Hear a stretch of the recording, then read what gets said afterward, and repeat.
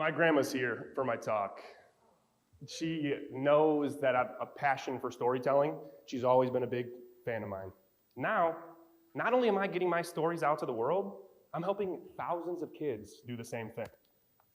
It's kind of cool, the impact that someone who raises you can have on your life, isn't it?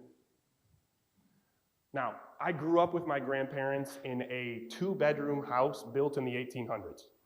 My dad lived with us too, but while he was out working his butt off, my mom had 2 jobs. I spent the majority of my time with Barb and Keith. Now, this was before everybody had cell phones, smartphones, or laptops, so we passed the time a little bit differently. My grandma would constantly read to me. She'd even help me work on books when I had school projects. Not to brag, but I did win an award for best nonfiction book in 3rd grade, and best story in 5th. Thank you. You're gonna be an author one day, she told me. But the biggest thing I remember was playing in their backyard, alone, mop handle in one hand and a story in my mind. If you want, you can close your eyes right now and see what I saw in my mind's eye. A horde of foot soldiers laid out before me. A girl who had been trapped, kidnapped by their boss off in the distance. And me effortlessly banishing these bad guys using my decades-long brilliance with a bow staff. You can open your eyes now. Imagination's kind of fun, right? But now let's imagine what my grandparents saw. A young 8-year-old boy going absolutely crazy in their backyard with an old mop handle he found in their garage. Often when they had friends over, this was before they knew better than to check me for ADHD. But when I came in, the process was always the same. My grandma would ask, "Hey, who are you fighting back there? What did they do? Why? Did you win?" These questions, they got me to tap into that unknown story I was playing out in my mind. Why I wanted to protect someone that couldn't protect themselves. Why I wanted to show off my skills that I'd worked so hard for. She was getting to know me. And isn't that what we all want for those close relationships in our life?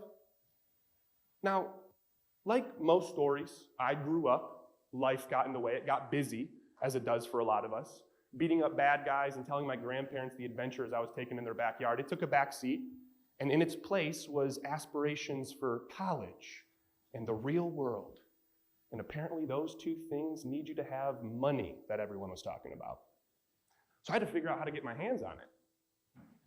In college, I took a door-to-door sales internship. Multiple summers, 80-hour work weeks, working on nothing but commission, running a team of 30-plus college students that did hundreds of thousands of dollars of business in 15 short selling months.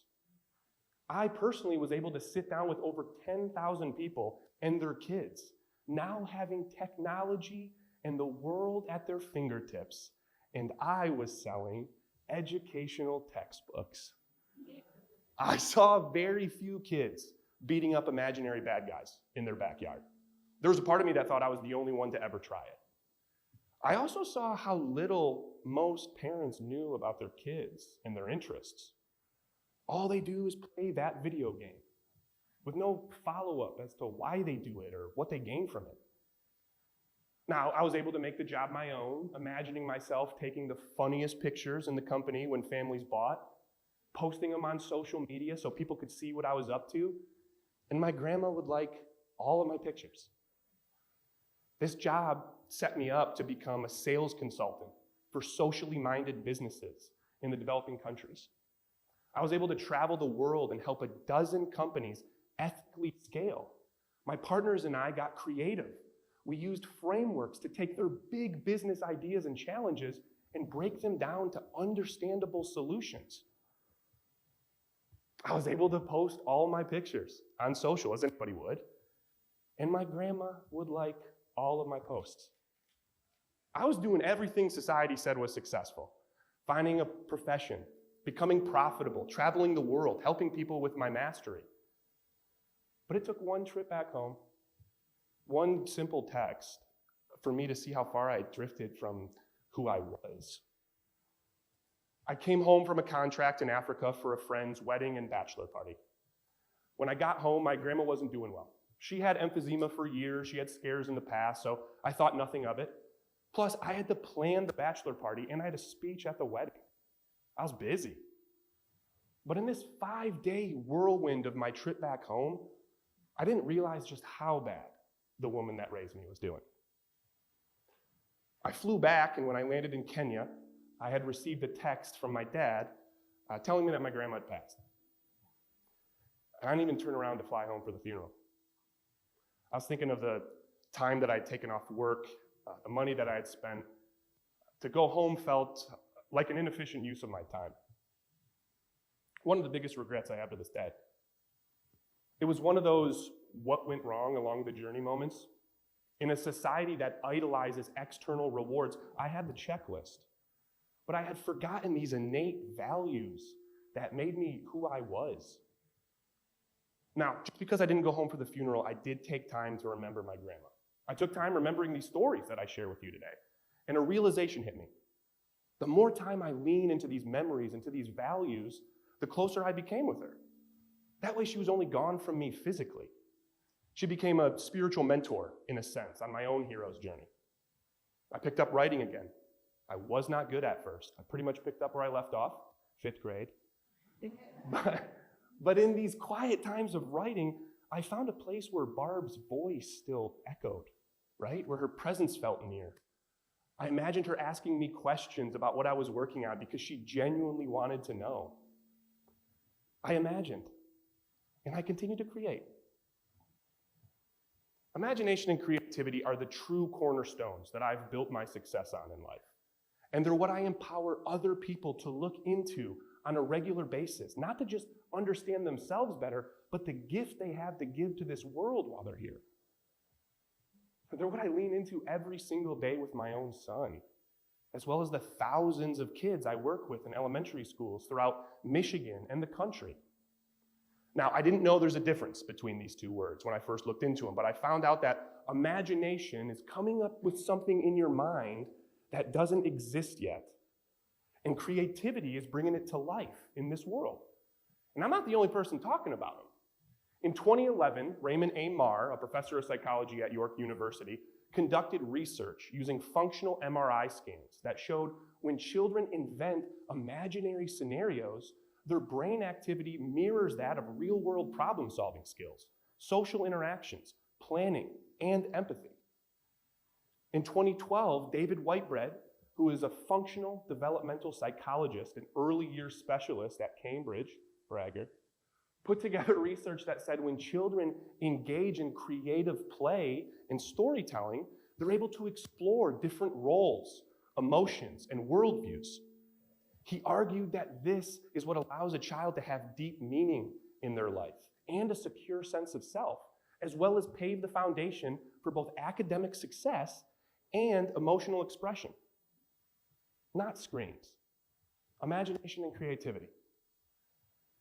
For me to lean into my own imagination and put it into practice, I began to imagine my own fantasy world, a place called Bastunia, where everyone was born with a spiritual beast called a calling, each with their own unique powers that represented our destiny while we're here. Then I leaned into creativity by bringing it to life in this world. As in any creative journey, along the process I met allies. First, a co-founder and a storyteller, and then 2 illustrators. We founded Unfounded Ventures and published our first 6 books in the world. The books gained recognition from best-selling authors, and even a Hollywood screenwriter and a former member of Pixar's Brain Trust. People that could make our work even better. But then we got asked to do school visits. I didn't just want to read my book to these kids. I wanted to give them an experience of our world. And it was here that I realized a clear skill I learned throughout my journey that can be used to solve a distinct challenge we have in this generation when it comes to imagination and creativity. All that framework thinking I did overseas, the lens in which we look at businesses and systems, could also be used to help look at people and the world at large. We were able to use framework thinking myself to help scale 2 startup businesses to over 10 million and 15 million a year in revenue with teams of 40 and under. But that same framework thinking could be used in our fantasy world to help alleviate the tension that kids can have when tapping into their own imagination. blank canvas syndrome.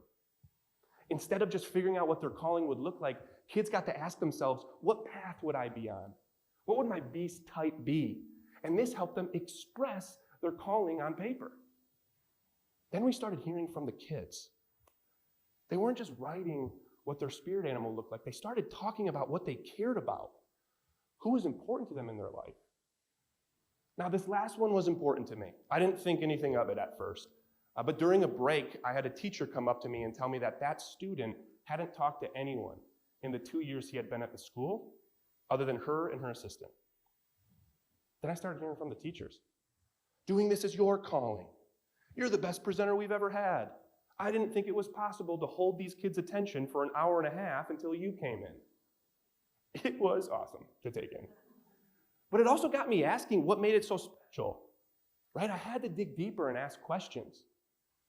Kids just don't get this outlet anymore. All kids are into now is anime. We can't relate. I grew up with Tom and Jerry, not Pokemon and Demon Slayer. These came from a veteran principle, and there's a lot of truth to it. A recent study shows that 42% of Gen Z watches anime weekly. 25% of them watch sports weekly. And while it's still too early for Gen Alpha, it is on an upward trajectory. Look, I know learning something new can feel uncomfortable at first, weird, awkward. But just like my grandma, after my backyard antics, our curiosity is one of our biggest superpowers. You notice that I'm not putting down screens in this talk. I want to find another outlet.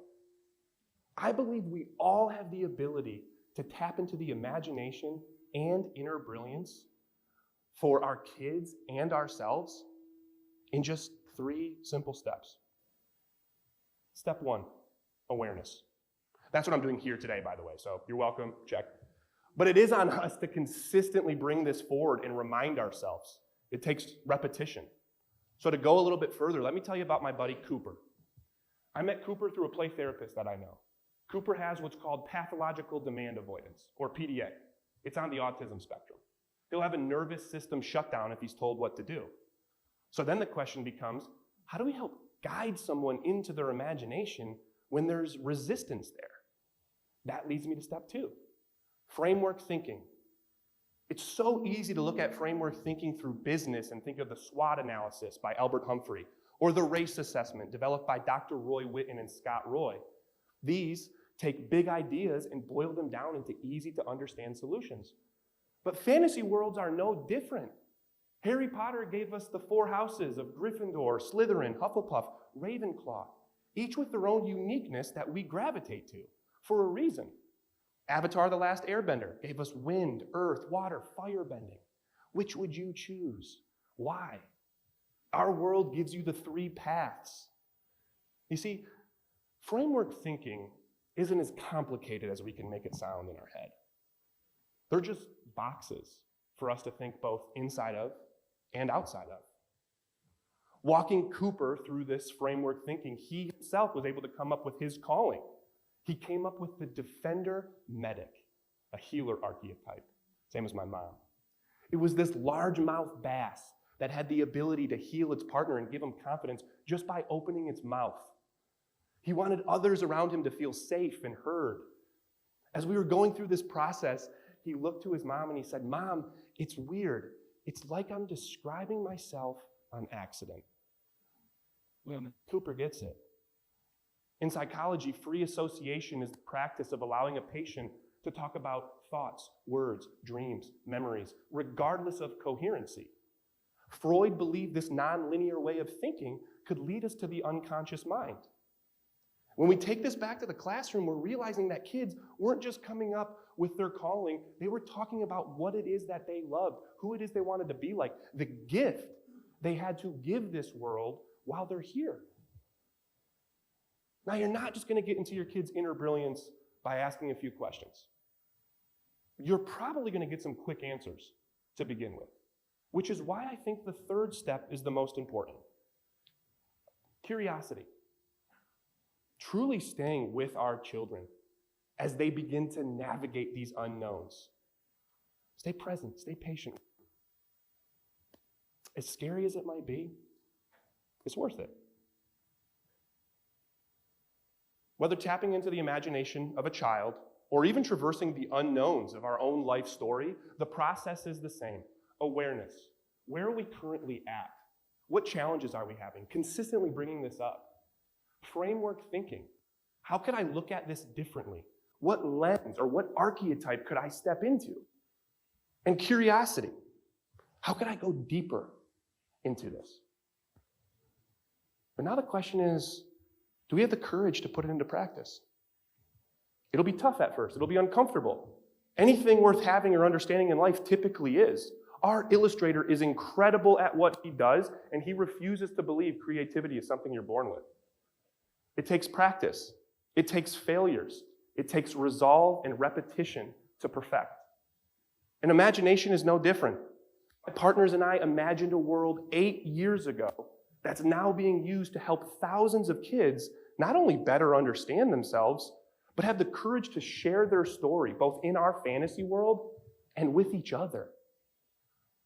Now, tapping into this can be tough at first. So over the last year, my partners and I have come up with dozens of prompts through our talks and social platforms.